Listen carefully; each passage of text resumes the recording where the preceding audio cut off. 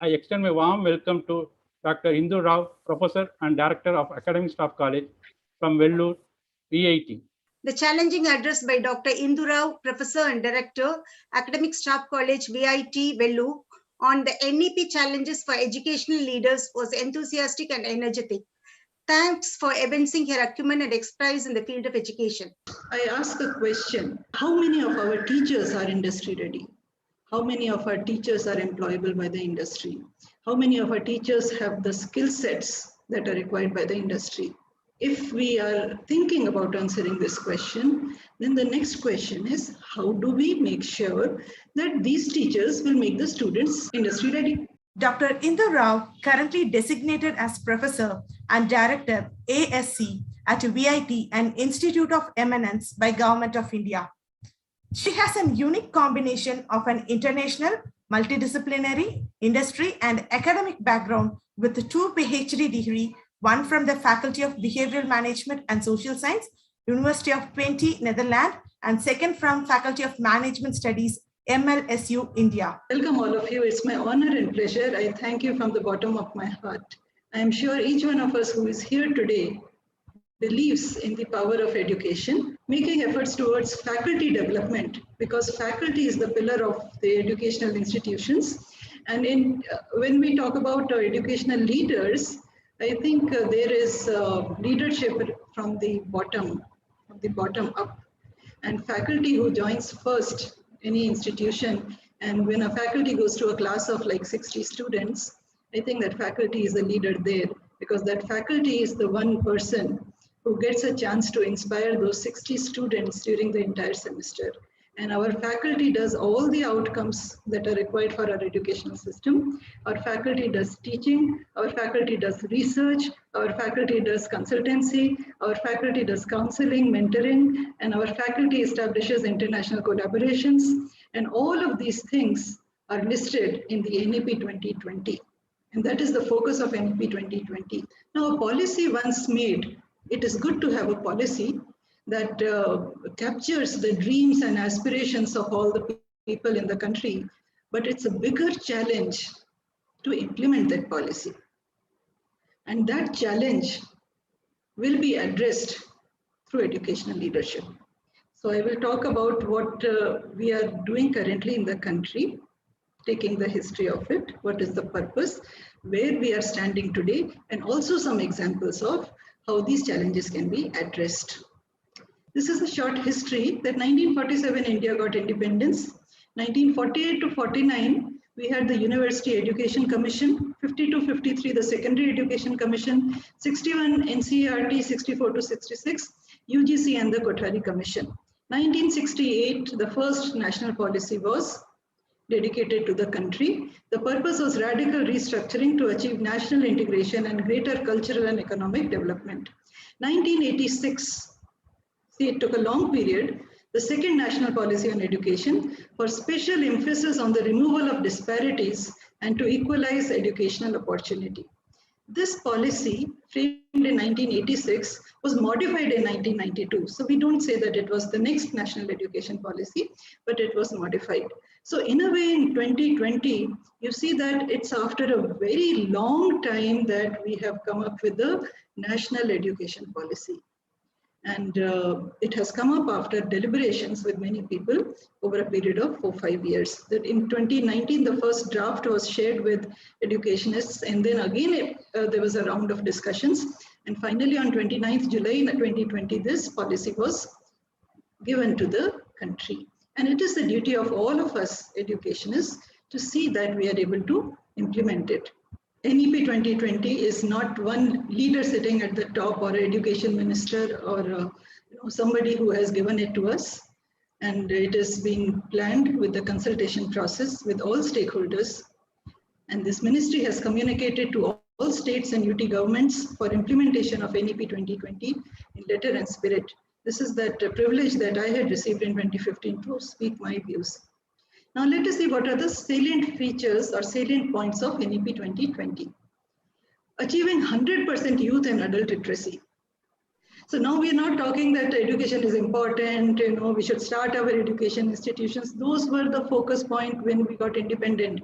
We wanted to increase the number of educational institutions. We wanted to reach out to all of them. Now we are saying we want 100% youth and adult literacy. GER, we are trying for 50% gross enrollment ratio.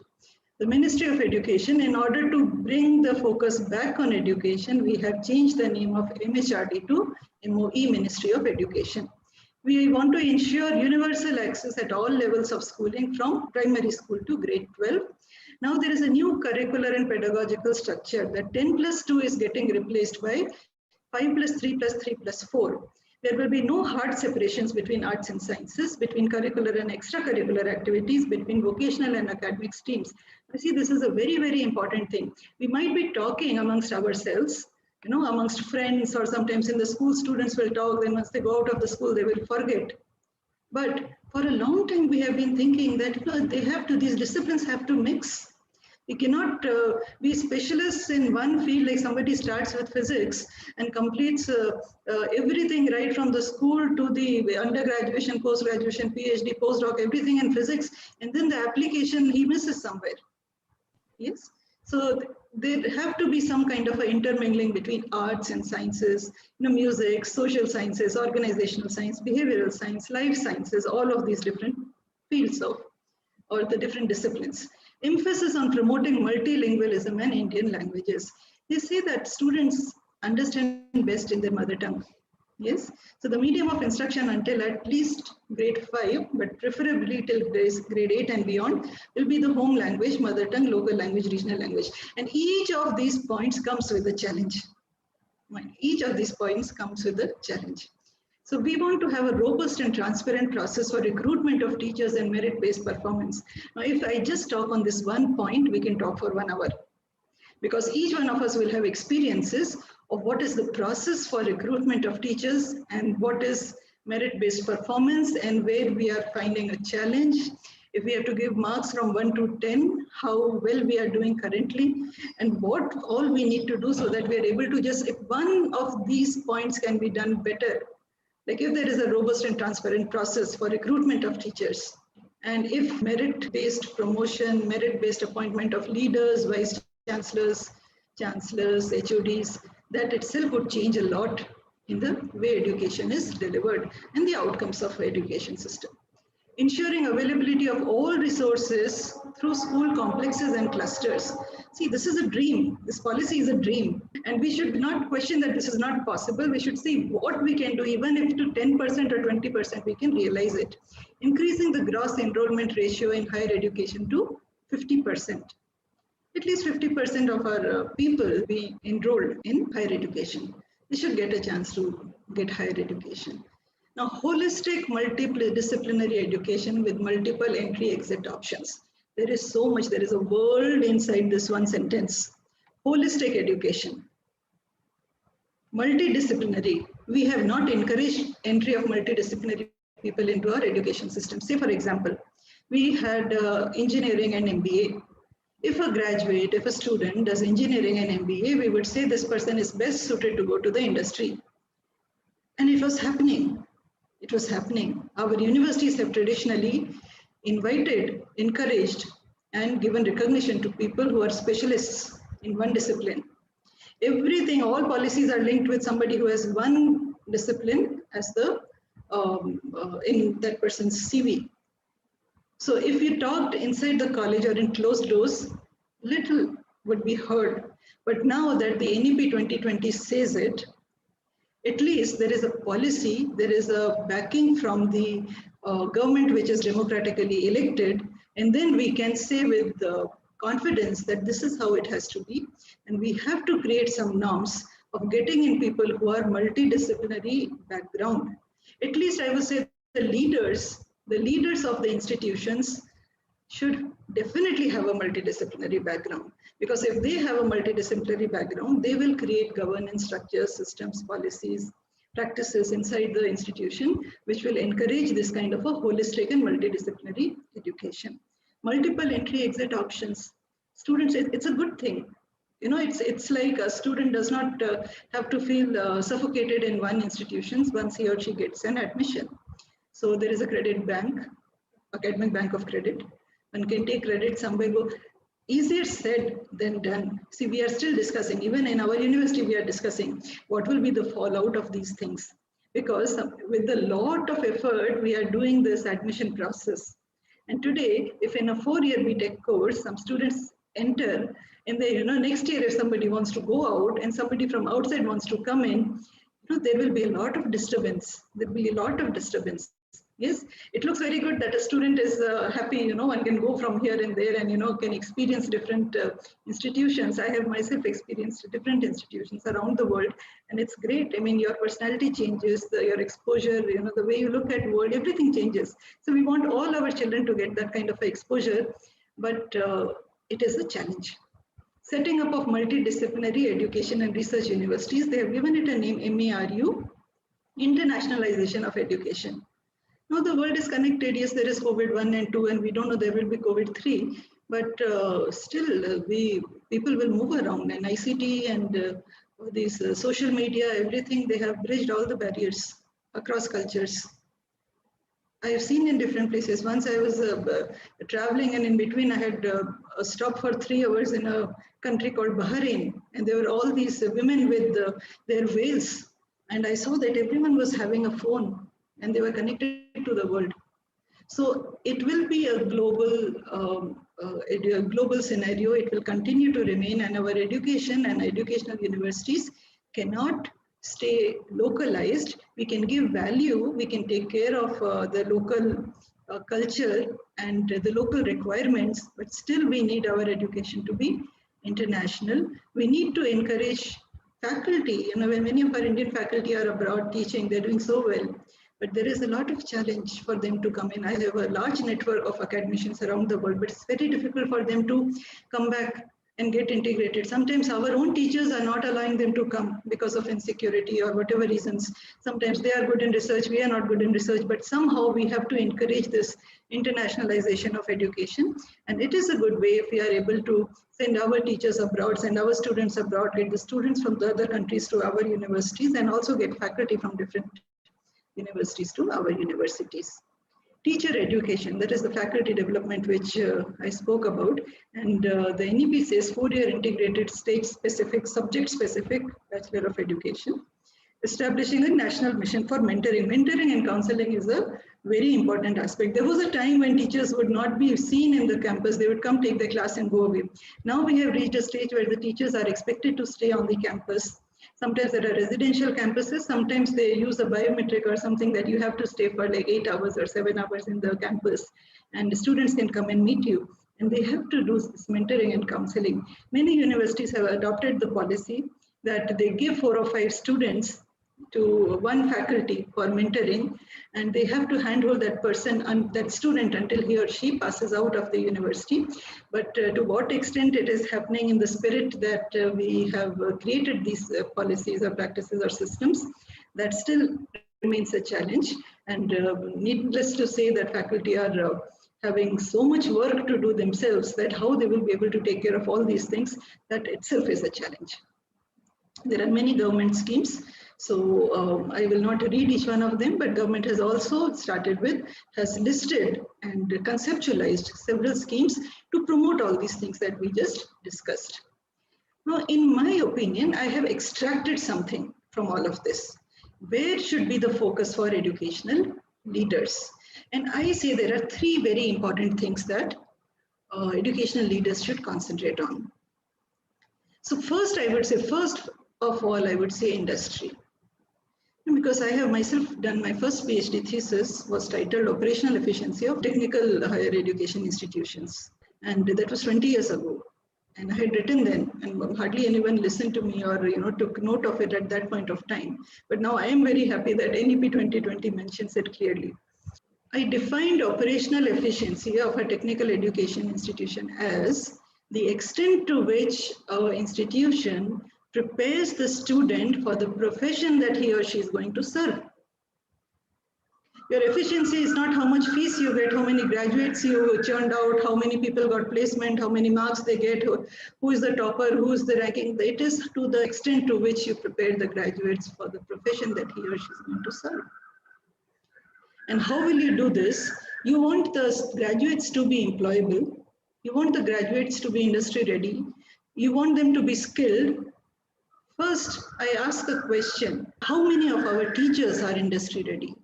How many of our teachers are employable by the industry?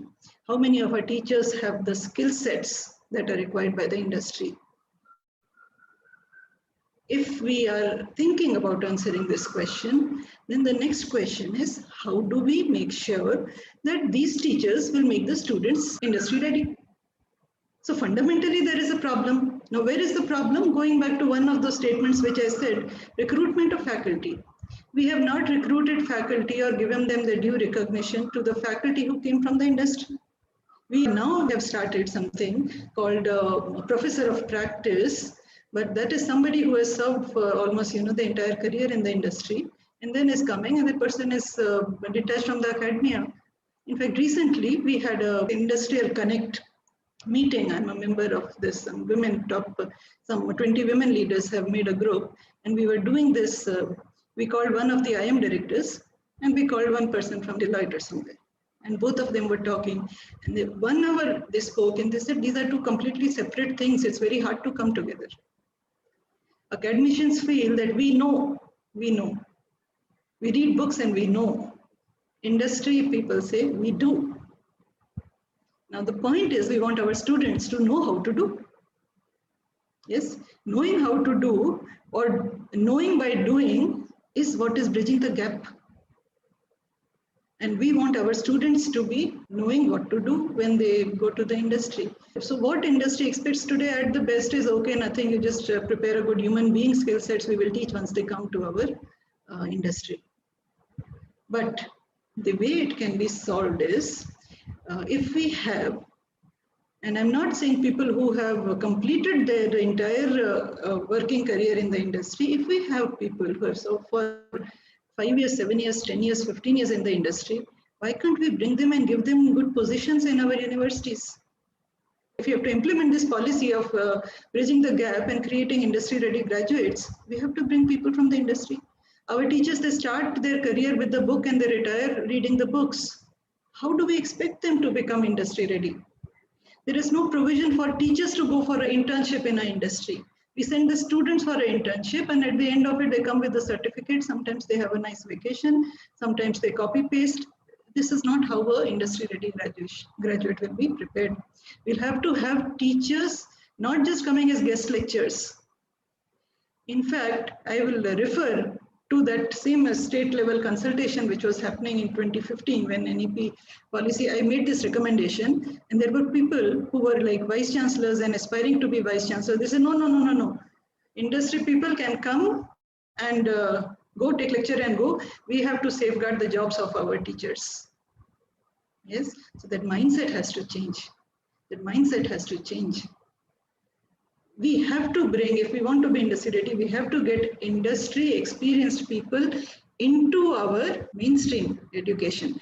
I will give an example. I worked for 7 years in multinational. I started as an executive, and I was working in the electrical industry when I started teaching, because as a woman, when it happened, so I'm saying it with example, it just happened that I took to teaching, but I started loving it, and so I started doing it. I had seen the industries and projects coming up in different parts of the country. And when I started teaching how machines, transformers, switchgear, they work, the same electromagnetic waves, which were so boring during my student time, the same books, because I had good marks and I had campus placement, but the same text became so different after I had served in the industry. And I started loving that, oh, this is how the machines rotate, this is how the entire infrastructure, the industry runs. And what is written in the books has so much meaning, because you can connect it to the real life industry, the real applications, the practice. And when that passion came into my teaching, students got so excited. They were also very happy learning. So I'm saying this was the example which happened by chance. We don't encourage.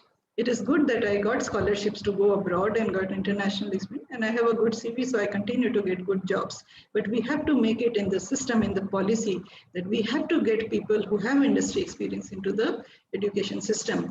We should have people who are multidisciplinary background into the education system. We have to get people who have international exposure into the education system, because those faculty do not have none of this, and this is one of the biggest challenge, that these three things are very, very important for our education institutions as a way forward, and educational leaders have to make sure that this happens.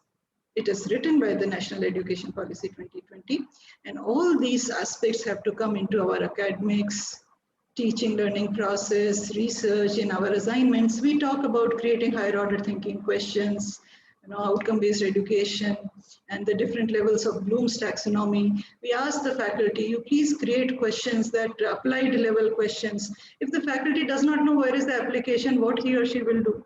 So a lot of people start doing exactly what is asked them to do for the sake of doing it. We have to change that, and they have to interact. See what happens when you have, assuming you have a set of 50 faculty, even if you have 5 or 6 faculty who have industry experience, who have a multidisciplinary experience, 5 people international experience, the kind of conversations that will happen in the faculty group will be so different that it will lead to changes in the way all these teaching learning processes, research, consultancy, everything is being happening in the institutions. The second is technology. We have to use technology to the advantage of because technology will help the people in rural areas to get access to education. Technology will help international speakers to interact with us. It will enable research collaborations, and it will help in faculty development as well. And we have to embed all of this also in Indian ethos. That means the culture of collaboration, caring, sharing. We have to understand if all of these things have to be done, the HEI does not exist in isolation. The HEI actually has to report to the government, NIRF, NBA, NAC, MOE rankings, the business. Business is important, creation of wealth is equally important as creation of knowledge. The society, parents, NGOs, the liberals, alumni, the students, graduates, and they all are interconnected, because you'll get students from the society and you'll give the graduates to the industry. They may be going to a service or manufacturing industry. They may be becoming an entrepreneur, but education institutions will be facilitating all of this. 2 major roles of higher education institutions are knowledge dissemination and knowledge creation. Knowledge dissemination means across the history, all the knowledge that humankind has generated, how well we are able to transfer it to the students in forms of the different disciplines, sub-disciplines.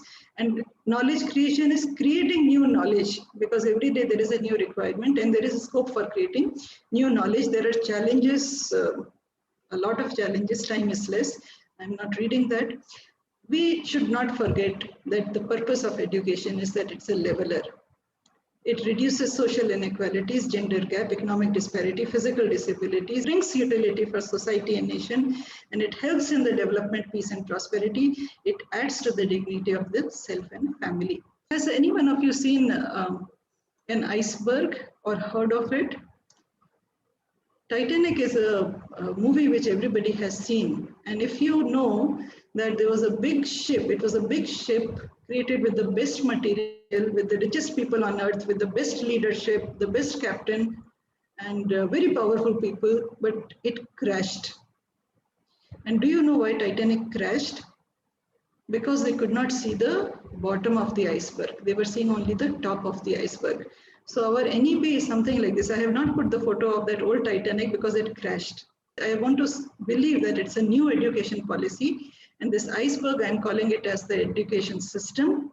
We are able to see only the tip of the iceberg. There is so much beneath, and we should not let it happen that the NEP moves towards this education system and it crashes. We want it to succeed. So we have to understand what is the bottom of the iceberg, what is the top of the iceberg, what is the NEP having, and the leader's role is how to make this happen, how to bridge this gap, how to get all our people to do this entire practice. So this is how I represent. This is a thought while I was preparing for you. This came to my mind. I give the example of this iceberg in many other topics also.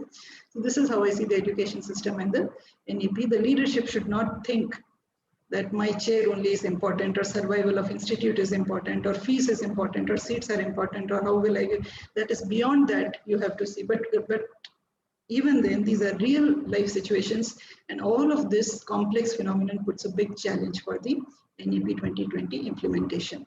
Quick one slide from that thesis which I did long time ago, I started 20 years ago. We have to begin from what industry needs. We have to look at the institutional environment index, and then we have to look at the operational parameters. As of today, we are talking about looking at the industry. We're talking about the operational parameters like teaching, pedagogy, placement, and curriculum design and other things. But even in this policy, we are not addressing the environment. What is the relationship between students and teachers and parents, the government, the teacher, the management board, and the students? So environment also has to be addressed. I thought I will share this quickly. This is one hackathon I did in 2015 at GTU. What we did, 10 or 11 government departments, I sat with them and tried to understand what is the problems when they have to make decision making regarding to like farmers and agriculture and various other things. I made problem definitions, 10. I sent it to we had 400 to 500 colleges affiliated to the university. So 100 BTech computers or IT students, they were called to the university campus, and 72-hour hackathon. By the end of it, the apps were ready. Now there was a very big strategy behind it, that how this became successful. I wrote that strategy, we sent it to Delhi, and our Honorable Prime Minister, after that, every year he has been doing it at the national level. What we have done, it's a multidisciplinary work using technology. I believe I was able to conceptualize this because of my multidisciplinary and technical background. So I started with engineering, I moved to behavioral and social sciences, management, international business, and then you are able to look at the larger picture and you are able to do such things.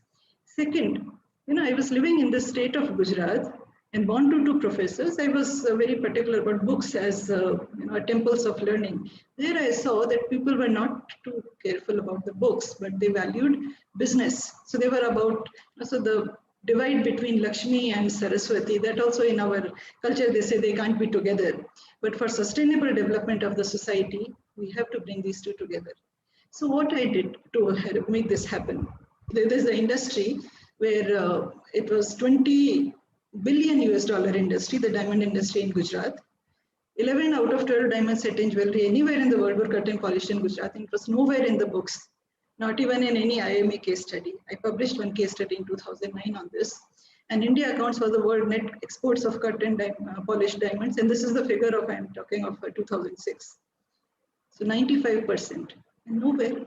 We were only importing cases from the Harvard Business School and teaching. So students, there was no connect. The center of cutting and polishing of diamonds was Belgium, Antwerp earlier. It shifted to Surat in India, and nobody knew about it. So my second PhD thesis I did on this topic. It is titled Organizing the Unorganized, Evidence from Indian Diamond Industry. 2014, this PhD thesis was awarded by, this is one of the top 200 US ranking university. But what we got out of this, if we are able to find such cases, 1,000 universities in our country, even if one such thesis comes out of every university every year, 1,000 such theses or case studies, even case studies, in 25 years, we will have 25,000 such, this kind of a knowledge body of literature that will come out from the Indian context. I wrote a model of cultural governance after studying this, and it was cited by Business World, Business Standard, and led to several awards. So you see, we have all kinds of diversity in our country. These are the units where I had done field study, and it led to several awards. I'm not doing a self-promotion. I'm just trying to motivate that if we do this, then I converted, once I came back, they said you converted it into a book in the local language. And then it led to several awards. And finally, when our Honorable Prime Minister gave me an audience to look at it. So I want to wind up my presentation by some key concepts. One is we have to have business and academics together. Focus on business education. Don't create educational institutions itself as a business. And only when these two combine, there will be a sustainable development of society. And second, I want to leave you again with this thought. Please think of adding multidisciplinary industry and international aspects into our educational institutions and use technology as much as possible, Indian ethos. And last, I want to leave you for educational leaders and all levels, anybody who is attached to the education system is a leader. 5 C's, this I have written from my experience. First thing is you develop competence. Only when you have competence, you will have clarity. When you have clarity, you will have courage. We are missing out somewhere. We want to directly go and prove that we have the courage to do things when you have no competence and when you have no clarity.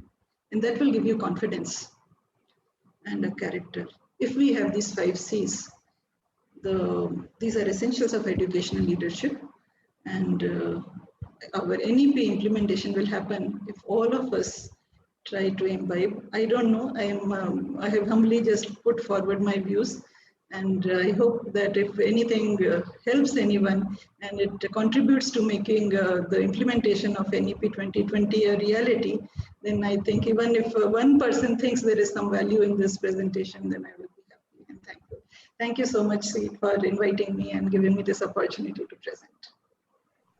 Thank you so much, ma'am, for the inspiring speech, and thank you so much, ma'am. Dear participants, please turn on your video for virtual photo session. Have I stopped sharing? Okay. Yes, ma'am. Yes, ma'am. Yes, madam. Yes, madam. Thank you. Thank you. Thank you, ma'am. I think we are very fortunate to have eminent speakers so far talking about the educational leadership, which is the need of the hour. Professor from VIT, Dr. Indu Rao, was talking about so nicely about the various bullet points of NEP 2020, and she was talking the important points of NEP 2020 and the challenges involved in various points. It was very interesting. Multidisciplinary educational leadership. She was talking about 100% youth and adult education, and she was talking about the robust and transparent method of recruiting the leaders.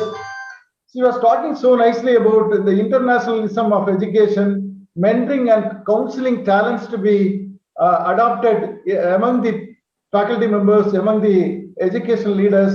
And she was talking about her own ideas, how the NEP 2020 can be focused on. So she was mentioning some of the areas like, the industrial people have to come to the education so that, people get and the industrial skill from the teacher itself. She was talking very nicely about how she brought the industrial knowledge to her institution, how it was useful in developing the leadership among the students. It was very, very interesting to know about it. And she was talking about multidisciplinary and multi-talented skill required among the faculties. And the days have come that we need to go for a multidisciplinary research. One has to do the research in the other area. And she was talking about the collaborative research methodologies and how the higher education institution can disseminate the knowledge, how they can create new knowledges, and how the leadership can help in creating and disseminating the knowledges which is happening at various universities. And she was talking about why education is the leveler, how it brings people to, at the equal point and giving equal opportunity for the entire community. She was talking so nicely about the essentials of educational leadership. That was really eye-opening to all of us. It gives me immense pleasure to propose a vote of thanks on behalf of SEET. The challenging address by Dr. Indu Rao, Professor and Director, Academic Staff College, VIT, Vellore, on the NEP challenges for educational leaders was enthusiastic and energetic. Thanks for evincing your acumen and expertise in the field of education. The organizers of this virtual global program and all who participated actively in this event are thanked for their efforts, interest, and precious time. Thank you, one and all. Thank you.